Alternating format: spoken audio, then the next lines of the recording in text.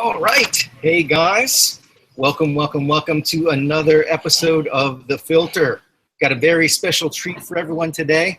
We're going to talk with Viktor Tron. Viktor is a core developer on the Ethereum project and has since moved on to many other things. We're going to talk about his latest project called Swarm. You know, with all of the hype around Ethereum and the DAO, there are lots of other interesting things happening. And I wanted to make sure you guys got a chance to hear about it from our old friend, Viktor Tron. Viktor, can you hear me? I can indeed, Gary. Hi, how are you doing? There he is. Hello, Viktor. How have you been? You know, it was, what, 5 months ago that we had you down here in Bali?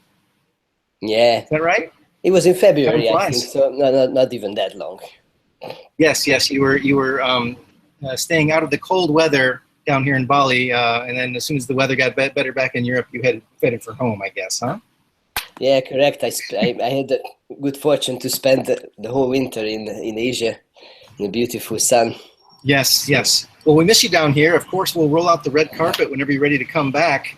As soon as you want to come back to Bali, we'd be glad to have you. It was fun to have you around, and yeah, we're always interested to hear what you got going on. Unfortunately, we've only got you on Skype this time, actually Google+, and well, it's time for an update. So many things have happened since last time I talked to you. Oh my God, Ether has gone crazy. We've had this thing called the DAO, and I know you've been very busy. First of all, it's just fantastic to see all of this stuff really starting to take off, because I think last time when we got together, it was just a lot of big ideas, and now it's really coming together, huh? Yeah, it's really crazy. The traction in the space is just unbelievable. So, you know, I live and breathe Ethereum basically 24/7 every day, and I cannot keep up, honestly. Every day, sometimes where it makes me feel like I live in a science fiction. Yes. Sometimes I feel like I live in a very good novel. You know, truth is stranger than fiction, and especially these days. I mean, with all the stuff going on, it's just very, very exciting. And very, very exciting. You know, I know that you're in the thick of it. I mean, you're writing code a lot of the time, and you're very much in the technical details. You must just pick your head up every once in a while and wonder what's happening with everything. I mean, it's Yeah. I mean, even within the crypto bubble, I'm in a kind of narrower bubble of Ethereum, and even just to peep, like, yes, with my head out of this little bubble was like fascinating. So, for example, I just came back from Berlin last night, and on Wednesday, on the 1st of June, there was a fantastic event called Decentralized and Encrypted, for example, where we had a whole hour session of, like, we had a guest appearance from Edward Snowden. Oh, and, my! Yeah, wow. We're very privileged to have like a long Q&A session with him, and it was a very, very exciting conference where basically the thought leaders and all the major participants in the crypto 2 vision, or like Web3 vision of like decentralized organization, decentralized technologies were there and representing their project, and all the way from Tor through Zero Cash and of course all the Ethereum related companies. It was fascinating. Like, the synergy is just, you know, fantastic. The networking. Yeah, well, I might be biased, but it seems to me that the smartest people are gravitating towards this space, and the most interesting projects are also in this space. I mean, you won't be surprised to find that I say yes, yeah, but I'm slightly biased, of course. You know, because of its hype and the whole Ethereum ecosystem as an economy growing, of course, it attracts a lot of hype and a lot of speculative investment. But you know, I bet my money where my mouth is. So. Yes. Well, as someone from the inside, do you feel like the hype is warranted? I know last time we talked, you mentioned that a lot of the smartest people you know were involved in this space, and you know, most people looking on, most people spectating, don't really. They can sense the hype, they can feel the excitement, but is there something really real there, you think? Well, I definitely think so. And one very interesting aspect of this is that I feel that participants in this space somewhat uniquely realize the immense potential in collaborating. So the whole, because everybody recognizes that this niche is has immense potential to grow. So for a technology to have to trigger interest in so many diverse verticals is almost unheard of. Well, I don't know. I mean, it can be compared to the internet or like some very basic in general infrastructural technologies. And so what I'm talking about is that banks, 3D printing, all this kind of the music industry, the film industry, everyone is like interested and find something like a potential application with blockchains. I mean, let's name the beast. It's about blockchain and smart contract platforms. Yes, indeed. Yes, indeed. Well, it seems to me that a lot of the hype in Silicon Valley is talking about technology companies actually getting involved in solving actual problems rather than just building tools like databases or web servers or the technology behind the businesses. The technology companies are entering the real world. You've got the Airbnbs and the Ubers that are coming in to use technology to disrupt real business, right? And now, of course, with blockchain technology, you've got yet another layer of disruption taking place, right? Yes, right. It's indeed very interesting. I mean, of course, I am involved mostly from the infrastructural side. We're trying to build infrastructure that is not directly profit-making products. So, as you might know, I'm directly involved with the foundation, with the Ethereum Foundation. Well, it's very ambitious. It's very ambitious what you're doing, and it really is a new internet, or what you're calling Web 3. And actually, there's a whole bunch of vocabulary here that I'm hoping we can make heads or tails of while we're together. Why don't we start with Web 3? What is Web 3? I mean, I don't know. I'm not even sure I ever understood Web 2. So what are we moving on to here? What do we got? Yeah, it's actually, so this is vocabulary in the making. There's not necessarily like pinned down the definitions of that. And what a fantastic example of that! Like the other day, I listened to I won't name the person, a very prestigious researcher in the crypto field who gave a lecture, and I quote him somewhat in the cheating. He basically mentioned Web3 as if it was a thing. Like, yes. He said about his product that it was Web3 compatible, Web3 compliant. So he actually already bought into an idea which we're trying to plant, just trying to plant. So this is a good example when you see memes in the creation, like so yes. basically Web3 is the vision that's originally put forward by the founders of Ethereum, and of course it's not like a brand, or it's not the only idea. The whole idea of Web3 is that to recognize that we have the very unique opportunity to start anew the third time. So there was various phases of the web, which we can characterize as Web 1, Web 2.0, and that's why we call the third web like the third coming of the web as Web 3. And it's characterized by the synergies of all these companies who are interested in bringing back the original ethos behind the internet, which was kind of coming with the promise of democratizing, entirely democratizing interactions and transaction between individuals. It's the peer-to-peer idea of interaction, and so in the Web 1 era, like you basically owned your web server. You had to put out content yourself. You had to take care of your connectivity, and it had its problems. So although the copyrights were much cleaner, so you owned your content, you often ended up in weird situations when if your content was very popular suddenly, then your web service was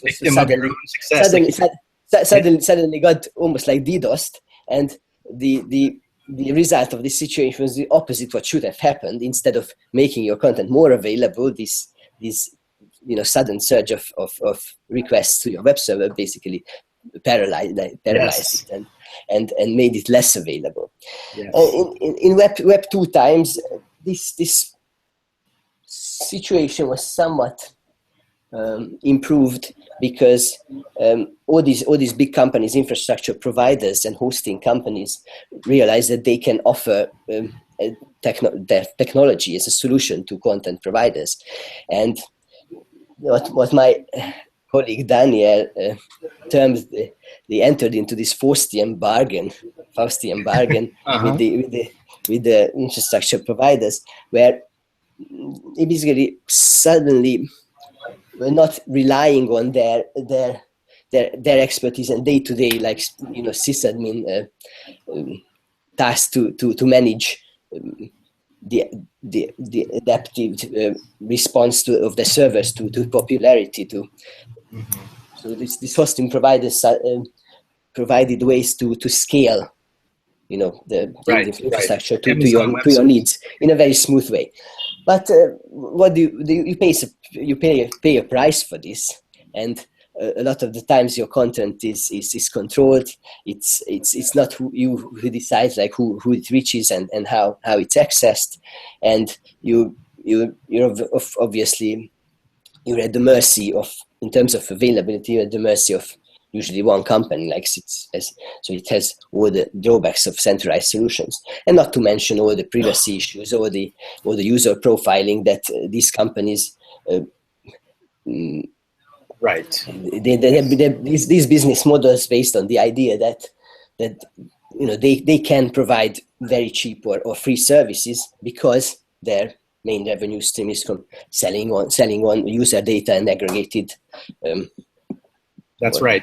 You can see that the profit motive is kind of giving the end user less than an optimal experience. And then you've got all kinds of kind of band-aids that come in, like the net neutrality and legislation that's trying to address these problems.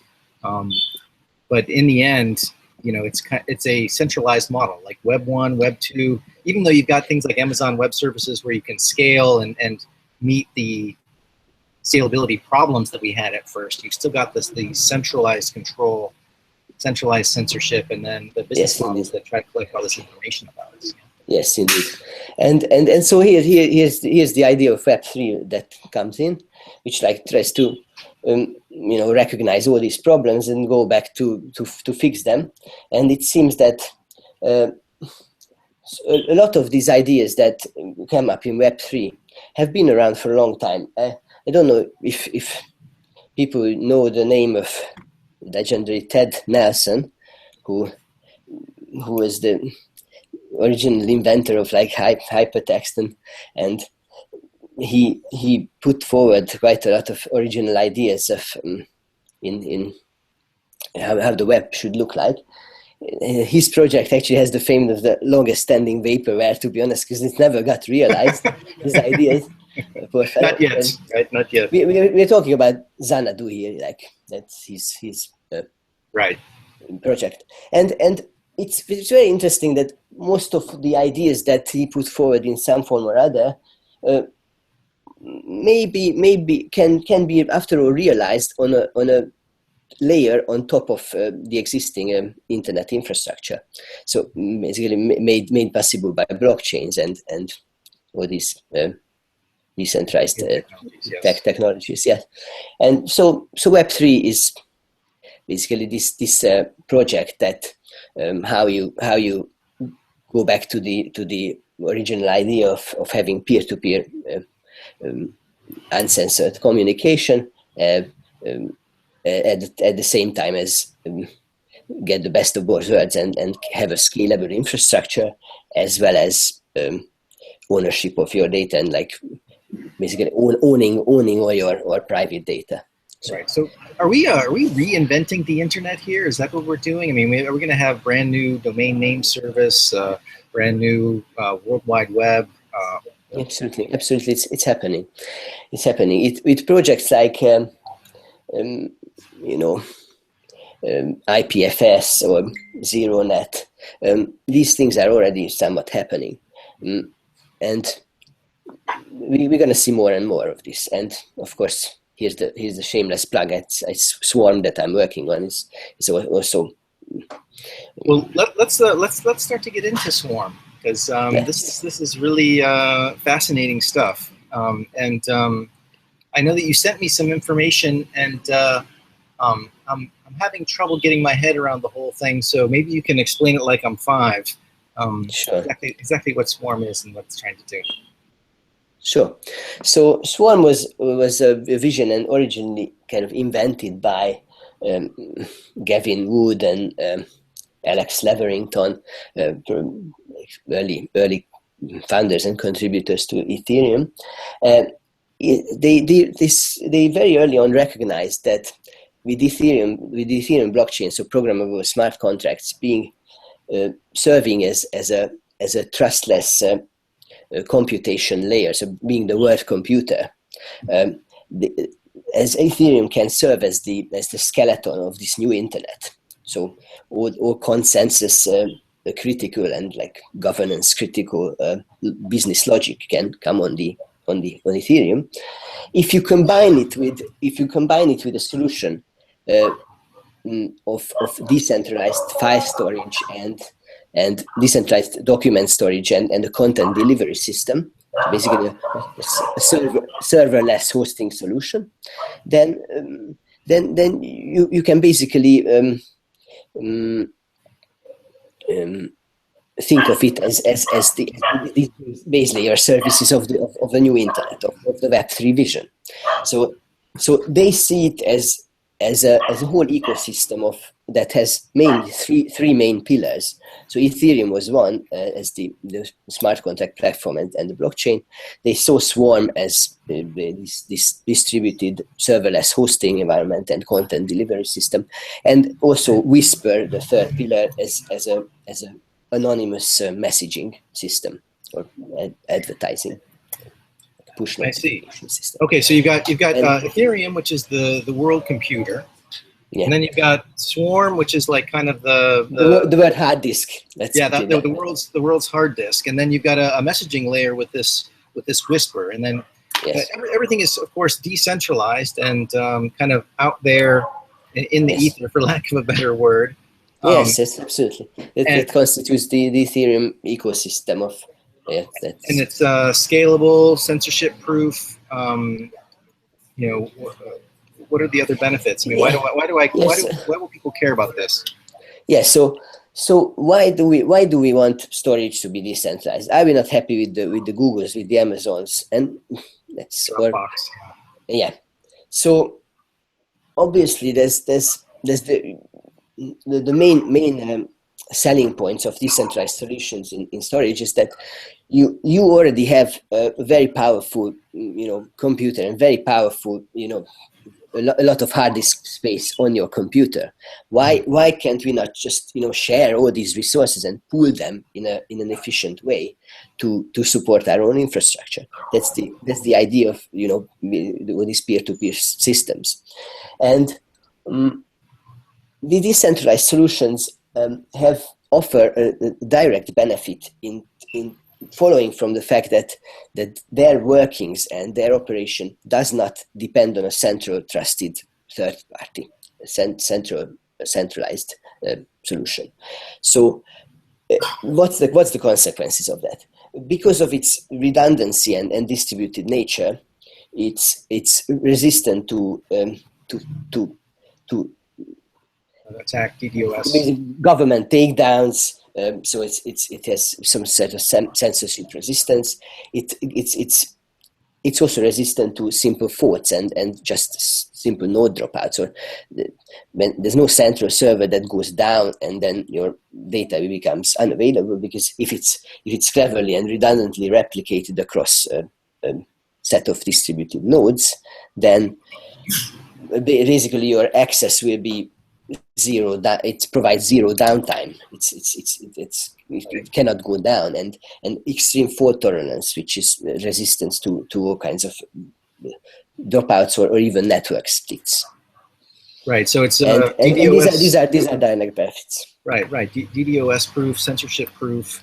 When things, we started talking. They used to call it getting slash dotted when your website makes the front page of Slashdot, then your website goes down. I guess that goes away. And it seems to me that net neutrality is also built in. I don't think we're going to need to hire any politicians to fix the internet. Is that also part of it? Yeah, I mean, of course, these solutions are always coming from a, they have a relevance in terms of like freedom of speech, because the very fact that you cannot take down content is an extremely valuable conduit for people who live in regions where free speech is restricted, where freedom of information is not respected, and quite a lot of the world is like this place. So let's not underestimate the importance of this. And of course, the whole ethos of sharing information and having the Wikipedias and the hexayurts and all these projects up on the internet available to everyone. And I mean, the whole open source movement is like, hugely synergistic with such infrastructure. And of course, the holy grail in this system, I don't know if you want to switch to that topic, is incentivization. Of course, there was always a little bit of the problem with because peer-to-peer file sharing solutions have existed for a while now. BitTorrent is not even the beginning of all this story. I mean, you probably remember Napster and all these days of file sharing, and so it's actually quite a big step from getting from these solutions to a proper, reliable and constantly reliably operating infrastructure that can serve and can deserve the name to be the ether of the web, and like the stuff that holds all the pieces and all the data, and the main ingredient that has been painfully missing in these earlier solutions was an incentive system, a system which takes care that participants in the system are incentivized, have sufficient motivation, selfish motivation, to keep the system healthy and the system operation smooth and frictionless. So these systems are very, very interesting, and Ethereum is a fantastic platform. That the main benefit of Ethereum is that you can program such systems. You can program institutions, organizations, and alliances where you opt in a certain incentive structure, which is conducive to maintaining some sort of healthy infrastructure. So what I'm talking about might be a bit abstract. So, for example, in the case of a decentralized data store like Swarm, we have to have data availability with low latency, because we would like to serve the web, and the web as we know it has real-time interactive applications, and those are low latency things. I mean, when you like someone's post on Facebook, you don't want it to you don't want to wait around. Yeah. And for that we need to have a system of incentives which incentivize people to donate their bandwidth, and because bandwidth has a cost, and people share it And the fair thing is that they share it exactly to the extent, they compensated exactly to the extent that they share their bandwidth. And this is a relatively simpler pillar of the swarm incentive system that we are kind of thinking of building into Swarm, and that's this part is actually already operational in the software. It's called the Swarm Accounting Protocol, or SWAP as the abbreviation goes. Clever, yeah. The idea is basically that as you retrieve content from your peers in this decentralized solution, Swarm, you can have like a peer-to-peer accounting system. So, for example, if we are peers and I request content that comes through you, then basically I account for these databases. Okay, Gary gave me like 1, 2, 3, and when you ask for content, then you also count how many I give you, and we can have a kind of a swap arrangement that takes care that we exchange service for service. So if we and this accounting system it's really not that sophisticated. It just implements some sort of leeway that I kind of give you credit that if you do your videos like in Bali time during the day, then of course you have a little bit of balance tilting towards like you consuming more and I'm serving less, and in return, if I watch my porn in European time and download a lot of videos and get content from you, then of course I'm tilting back. So overall, we kind of come to approximately zero balance, and the system allows for compensating if we actually not in such a balance. So if you happen to be just a consumer and you can't provide that much content because I don't request as much from you, then you can pay me basically. So there's compensation with Ether for this service provision. This is actually very, very simple.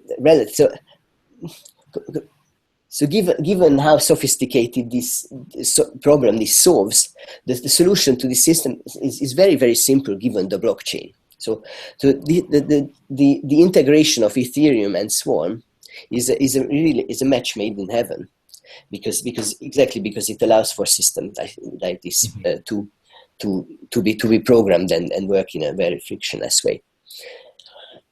If I'm following you, though, what we've introduced here is a system of economics, right? Correct. We've always shared files. There's always been kind of an ethos of sharing on the internet. But if we want to do this on a mass scale, then there needs to be an economic system that incentivizes people to participate and provide resources. Exactly. We've seen this already. The best example, I think, is Bitcoin, where you've got the incentive for miners to clear transactions. And you've got a very, very reliable service as a consequence, just for the use case of money. But now we're talking about expanding that really into this world of general computing. Right? Correct. And that's thank you for mentioning this, because it's another very interesting selling point with Swarm. That so if you want to participate in the Ethereum economy, like basically how you get Ether these days. I mean, you either buy through fiat currency through an exchange, or you mine.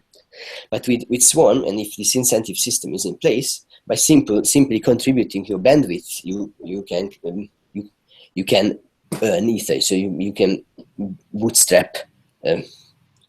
Yes. Yeah. So this becomes a possible entry point to the whole ecosystem, and likewise with your hard disk, because we didn't mention yet that the other pillar of the incentive system is solving a different problem. So if swap and the smooth operation and low latency retrieval is related to bandwidth, then of course data preservation and ensuring that your file is available is related to hard disk.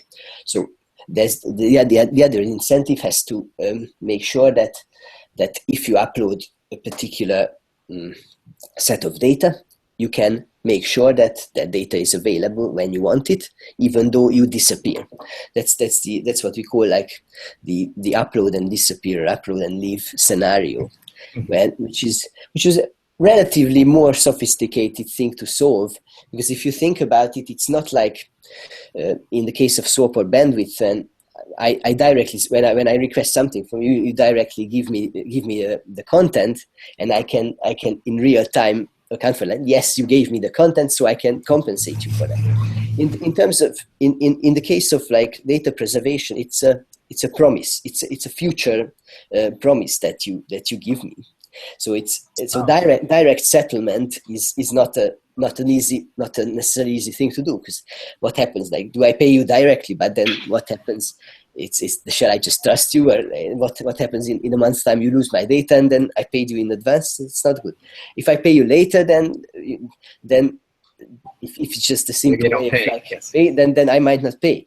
So yes, we had to come up with a system where these insurance schemes, so to say, like escrow conditions are effectively taken into account. So when you can have a direct settlement of a future promise, and this was relatively non-trivial, but it's still relatively simple and straightforward how to do this on the blockchain. And this was basically the topic of the two research papers that we published a month ago. Are these the orange papers that you told me about, or is that something? Yes. So I've heard of white papers, but I never heard of an orange paper. Tell me about that. What is that? I mean, you know, white paper is the generic term, and it was Gavin Wood's gimmick first, and that he came up with the yellow paper. I don't know if you heard of the yellow paper. The yellow paper was the first, and still it serves the Bible of Ethereum. Really, he was the one who formalized exactly what Vitalik sketched out in the white paper, and formalized it with crazy mathematical rigor, and called it the yellow paper. It's just, think of it as like the formal step up, like a more colored specification. Yes. and of course we stretched this gimmick a little further with the orange papers. The idea is that this tinge of red in the yellow, yes, like represents that it's bleeding edge research. I see. It's although it's formal, it's might not be on the level of like specification, but more like research and development. And so ideally the orange papers will be some sort of series. And are you covering these topics that you mentioned? The escrow, how to store things over long term, and how the escrow contracts work. Those in the papers. You're outlining? In the papers, yes. So the first paper that we published is entitled "Swap, Swear, and Swindle," because we love abbreviations and playful acronyms. So the Swap, Swear, and Swindle paper describes the big picture of the swarm incentivization. So it describes exactly what I said about the two pillars of the bandwidth incentive for low latency retrieval, and the storage incentive for data preservation, and how we envisage doing them with the swap protocol of this credit and pairwise accounting system on the one hand for bandwidth, yes, and then the insurance system and delayed payments linked to escrow conditions as the solution to the storage problem. And so that's basically the paper that describes the system on the whole, the big picture. The second paper is much more technical. It describes our proposal to do proof of custody. But this might be too technical for this conversation. Proof of custody. Let's see if we can cover that, because we've talked about proof of work. We've talked about proof of stake. One of the guys that we had in our group was saying that we need proof of human being. Oh yes, oh yes. But there's the holy grail. So linking real world identities to blockchain identities. But proof of custody, I've never heard that one. What is that? So proof of custody is the problem that how can you make sure, is there a construct by which you can prove that you possess at a particular moment a data, a blob of data. How can I prove that to you without you retrieving that data from me, without me handing it over and without you having it? So there are cryptographic schemes which provide this function that you can have like compact representations of proofs that you have a certain data, and this is what proof of custody is. But why is this important? Why do we use it? On the one hand, we use it as a efficient way to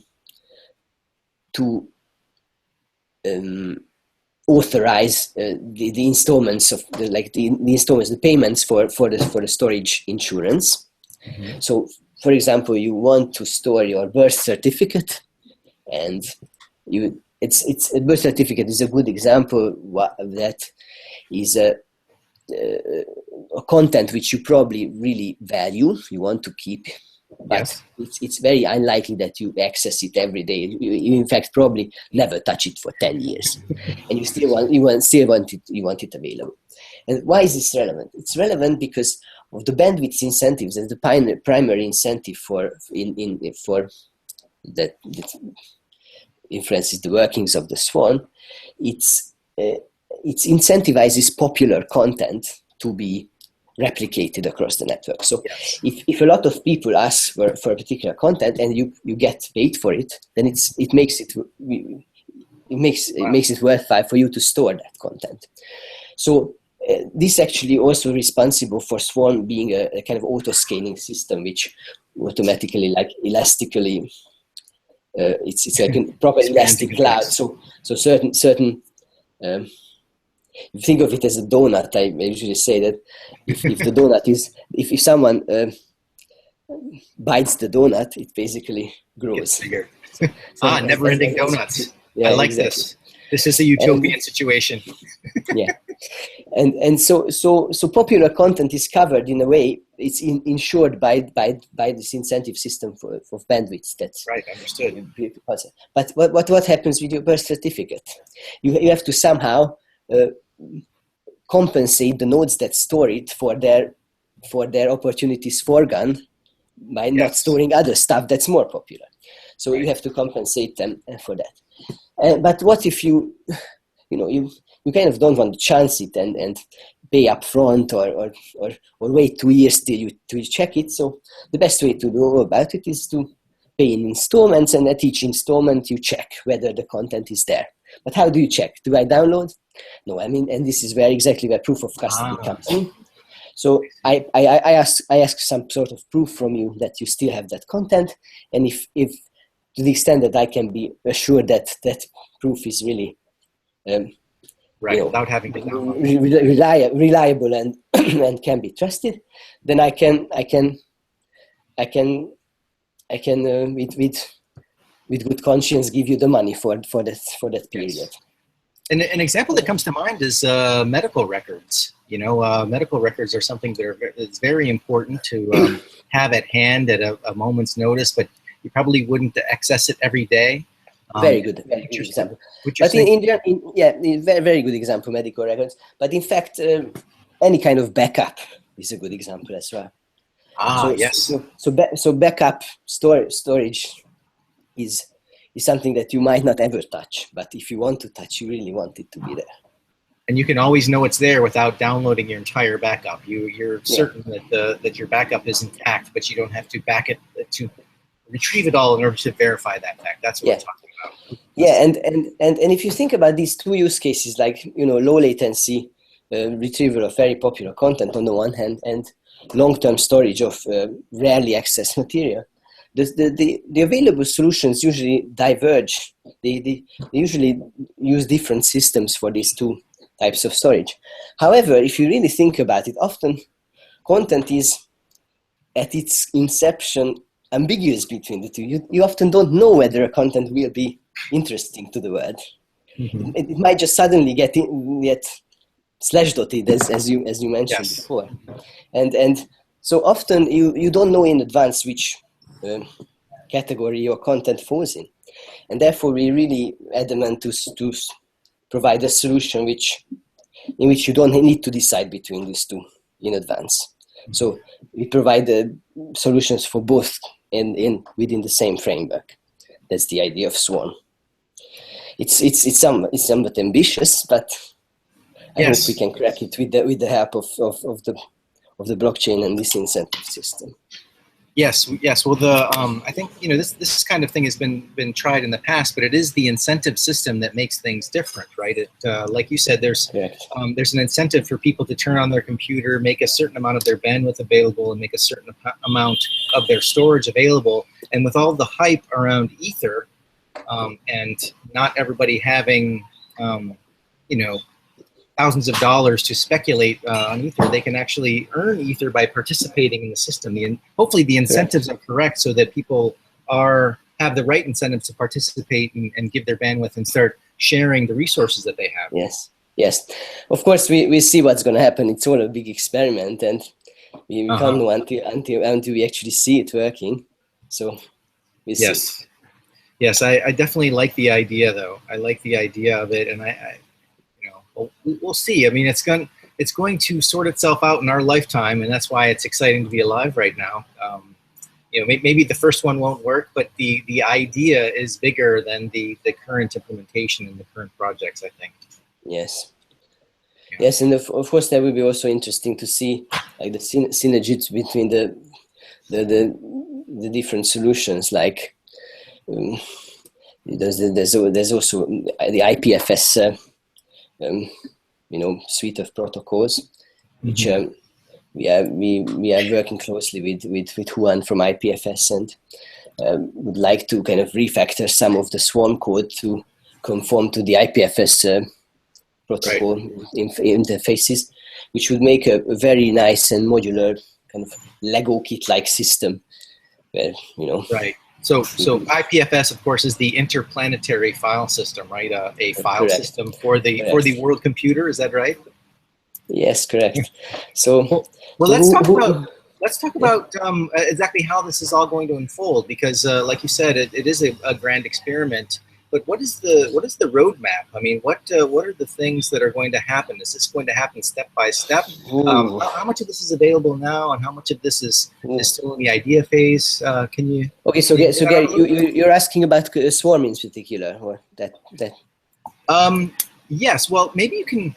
I want to hear about Swarm, but I also want to paint a picture for the people that this is all like science fiction, even for people that are, have a technical inclination. Okay, so I don't know how much you want to know from perspective of Ethereum in general. The Ethereum blockchain became live first with the Frontier release in the summer of 2015. So it's been going on for for a year now. Yes. And we have seen a second milestone coming in spring. That was the Homestead release, which was the first time that we dropped the unsafe banner from our. Yes, you were live. Live. You're working without a net now, right? Yeah, exactly. So Homestead brought some major stability into the Ethereum blockchain, and we're gonna have two more milestones that was originally planned. One is called Metropolis, and the other Serenity. So in my view, Metropolis is usually underplayed in the sense that because it's not gonna bring very many protocol changes into Ethereum, it's not so major as the next milestone for Ethereum, which is called Serenity. Serenity is going to bring in the proof of stake as opposed to proof of work, as the consensus algorithm, which is a very, very interesting experimental feature. There's a bunch of research groups working on proof of stake, notably Vlad Zamfir and Vitalik himself, and George Meredith. It's a fantastic idea, basically how to make the consensus algorithm green, in the sense of not being like energy wasteful and resource wasteful. Right. And also it brings a scalability to the Ethereum network by sharding yeah. So, but going back to the Metropolis, so Metropolis originally is the milestone where the Mist browser. Okay, define that real quick. So Mist browser is this component where it's basically going to bring a UI to Ethereum. I mean, from the very start, Ethereum was always advertised as a geeky tool just for developers. If you're afraid of the command line, run away now, type of thing. Of course, it's more complex than that, because the ecosystem is so big. A lot of people provide very, very beautiful and interesting graphical interfaces and infrastructure to the system, like all the blockchain explorers and all the great statistics sites, etc., yes, popping up. The Mist browser will be the graphical, the user interface for Ethereum ecosystem. It will basically be a browser that hosts that renders dApps, so the decentralized applications. Right. It's going to be hopefully integrated with Swan. So Swan will be the storage and content delivery backend to the Mist browser. It's a major step, though. So even though it might not be very interesting from a geeky point of view, because it's just another added layer. It's not a change in the underlying protocol, but I'm convinced that it's going to be a major step up in terms of on the way to mass adoption, or on the way to like more wider adoption of Ethereum, and because it will become more accessible, basically. Yeah. And similarly, the other very important bit is the Light client. The Light client, I don't know if you know, like the blockchain. Yes, it's a player to download the blockchain. Yes. Yeah, and with the Light client, you don't need to download everything. It basically becomes possible to use Ethereum in a secure way on your mobile phone. And the moment you have mobile applications possible, that's another hidden word opening up suddenly. so that's going to be very, very, very important. Suddenly we will have the possibility of non-centralized solutions for mobile wallets without burdening your mobile with running a full node, which is almost prohibitively resource intensive. Yes. And so these are very important milestones. As for Swarm, obviously I have many more and more concrete ideas. I don't know how much time we have to go into those details. I mean,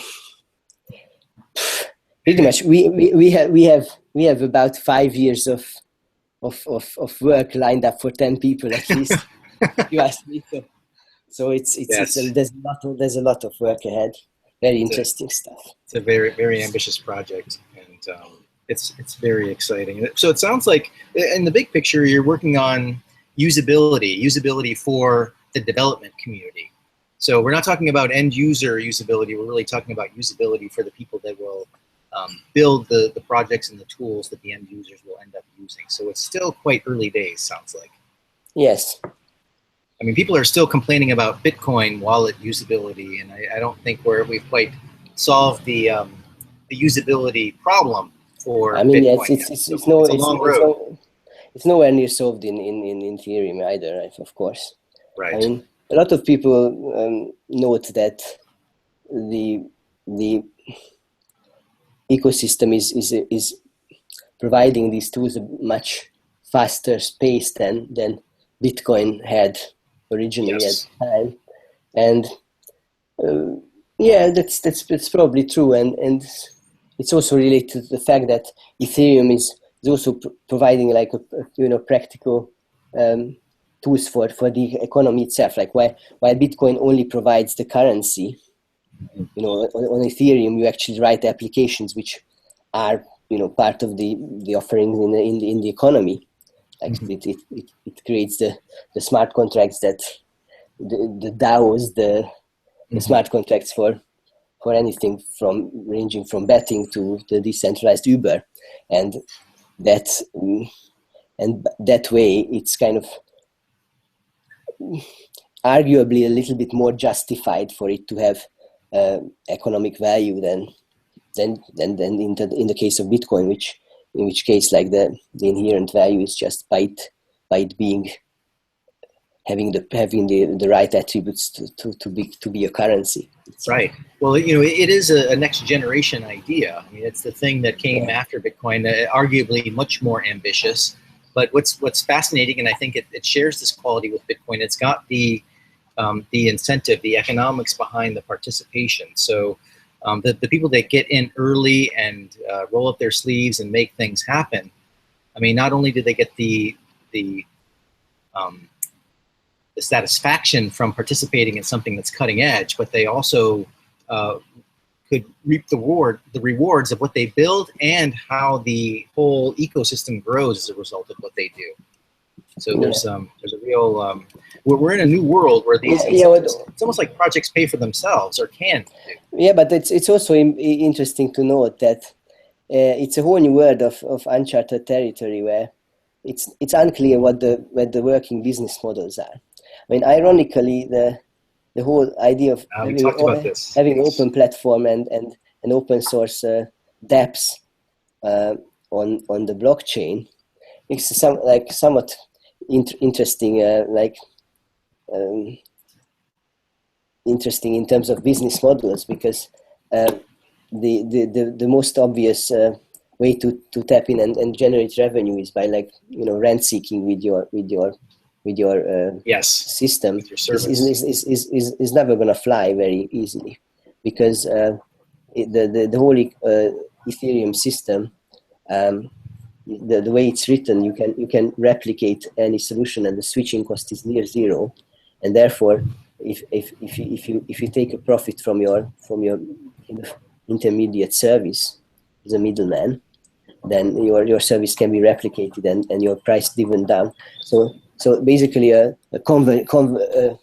convergence towards a marginal cost for these services is almost guaranteed, which means that it's very unlikely that initial venture to fund these projects that create these technologies are probably not very easily sold on this revenue model. And so what else then? So can you capitalize on just the branding of your team and be arbiters and maintainers of a particular solution, and that's how you generate your revenue? Or you have some add-on service, like in the case of Slockit, for example, where you provide hardware and all these extra services, but there. Well, actually, I think this is where the big idea gets even bigger than the technology, bigger than blockchain, bigger than Bitcoin. This is something that humanity is entering an era where perhaps we will not be just creating paywalls and trying to extract money out of each other. We're quickly entering this automated world where it's quite possible that large swaths of the world's population won't have menial tasks to do for money. There may not be we may create these services in Ethereum and then not have to continue to charge a toll or continue to find new customers, or continue to try and milk existing customers out of recurring revenue. I mean, this is an era that we're entering. I think it's undeniable. Yeah. I share this dream, Gary, but it's science fiction at this stage, sure. But certainly this kind of I don't know the answers, and I don't know, I don't know if there's utopia around the corner, but I know things are changing. It feels like there's some very interesting things possible, and it's so nice to, I feel a lot like, I'm kind of on the periphery of what's happening. I feel like you're right in the thick of it. It's you and people like you that are really have the capacity to shift humanity, to shift society, to rearrange. Wow, these are big words, Gary. So let's take it with a pinch of salt, and I will definitely try to be very humble. I have a dream, Victor. I have a dream. Yeah, I'm working for the same dream. I just like, especially in the midst of all this hype. I mean, it's very important to stay humble and stay focused on our goals, and like step by step building this wonderful ecosystem.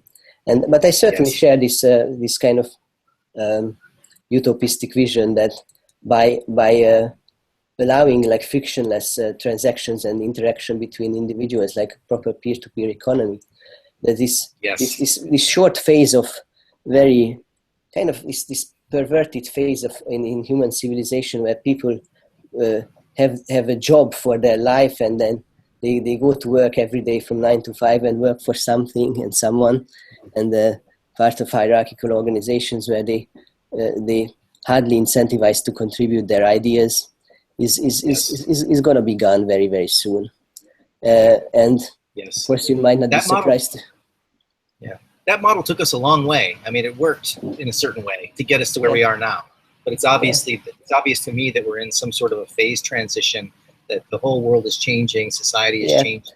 And in the same way, the kind of this era of nation state, being the unit of organization is kind of also dwindling in importance, in my opinion. And yes, I agree. With technologies that are become available, that make all these governance, like basically legitimate governance tasks much more efficient, and therefore erode those structures that give power to these centralized hierarchical structures. Yes, it's a very exciting idea, very, very exciting, and I think that's a good place to wrap things up, Victor. I think it's fascinating to hear how far you've come since we last saw you in Bali, and so much has happened in the world at large. So much we can talk about. Yeah. So, well, would you be willing to do this again in a few months' time? We can get the next update, see how things are coming along. We can do a utopia check, see if utopia has arrived yet. Not definitely.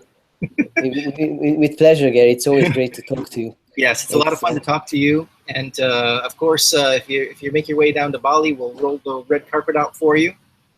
And, thank you very much. It's not going to be before the fall. There's an Ethereum DevCon happening in China in late September. So I might just come down to Bali in October, maybe. All right. Well, maybe we'll come see you in China as well. That sounds like might be a fun rendezvous point. Oh, you're coming there to DevCon too? Maybe so. Maybe so. You can talk me into it. Definitely, I totally encourage you to. It will be lovely. All right. Well, hey, as always, it's great to talk to you, Victor. I wish you the best of luck with your project, and the same to you. And go Bitcoin Bali. Yes. Our little crypto utopia we're trying to build down here in Bali. I saw that there's a Bitcoin ATM now. Is that correct? Yes. We got a couple Bitcoin ATMs. All right. Yes. Fantastic. Starting to get some media exposure. CNN Indonesia just did a big story on what we have going on here in Bali. So little by little, but really we want to make a crypto playground. We'd also like to experiment with all this stuff. I talked with Griff Green at Slockit. We want to, That's right. Yeah, I heard. Outfit, 1,000 villas in Bali with the Slockit lock. How about that? Amazing traction, Gary. Yes. Good luck with that. All right. All right. Thank you very much. All right, Victor. Until next time. Take care, buddy. Yeah. We'll talk to you again soon. Bye-bye. Okay. Bye-bye.